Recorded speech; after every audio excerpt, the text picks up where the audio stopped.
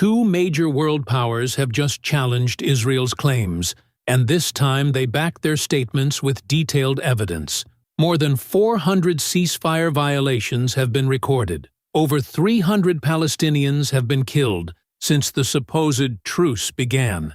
Every incident has been documented, and every death has been entered into the public record. On November 27th, China and Russia presented these facts directly to the United Nations, placing them in the official archive. Their statements were not routine political remarks. They were formal indictments issued by states with veto authority in the Security Council. In two consecutive meetings on the Middle East, China and Russia took an unusual step. Rather than vetoing a controversial American proposal for Gaza, they allowed it to pass and then used their speeches to show how the plan is unfolding on the ground. China relied on United Nations statistics and International Court of Justice rulings. Russia warned that the new yellow line in Gaza is beginning to resemble a modern version of the Berlin Wall. Their approach was focused, precise, and grounded in evidence rather than rhetoric. On November 17th, the Security Council passed Resolution 2803, introduced by the United States as a comprehensive plan to end the Gaza conflict. The resolution created a United States-led Board of Peace and deployed an international stabilization force to manage Gaza's administration. And an environment that will allow Israel to live in security. It tied Israel's withdrawal and any future Palestinian statehood to the disarmament of Hamas and reforms within the Palestinian Authority. The resolution passed with 13 votes in favor, none against, and 2 abstentions from China and Russia. Both countries warned that the resolution lacks clarity, weakens the role of the United Nations, and does not guarantee the core principle that Palestinians must govern their own land. China's representative, Fu Kong, used the follow-up briefing to describe the reality inside Gaza during the so-called ceasefire.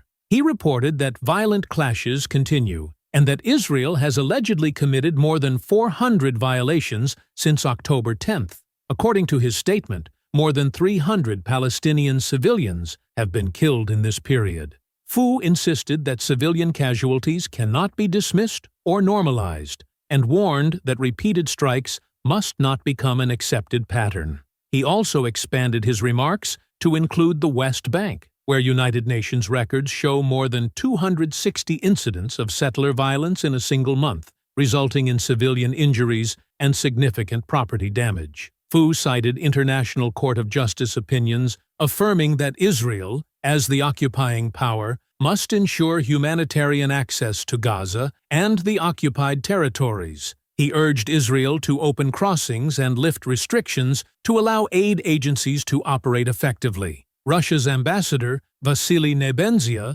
centered his speech on the geography and long-term implications of the ceasefire arrangement. He highlighted the yellow line, the boundary to which Israeli forces have withdrawn. This line now divides Gaza into zones controlled by the Israeli military and Hamas. Nebenzia warned that the fortifications and mobile checkpoints along the line risk transforming it into a permanent mechanism of control. He compared the separation of families to the divisions created by the Berlin Wall.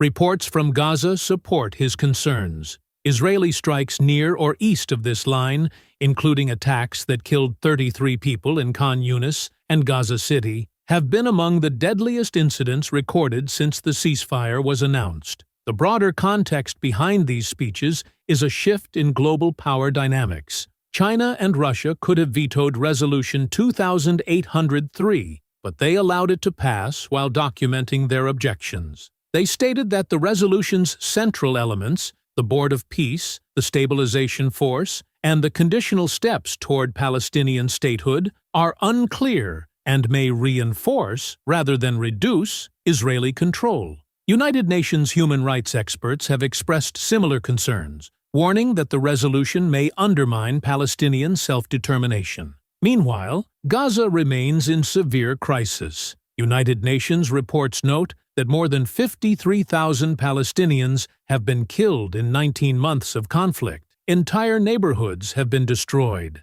and 2 million people are living in a deep humanitarian emergency. aid remains restricted, and strikes continue even in areas designated as protected. These speeches will not end the conflict directly, but they create a documented record that cannot be denied. When Permanent Security Council members acknowledge violations and legal obligations, they build the foundation for future accountability.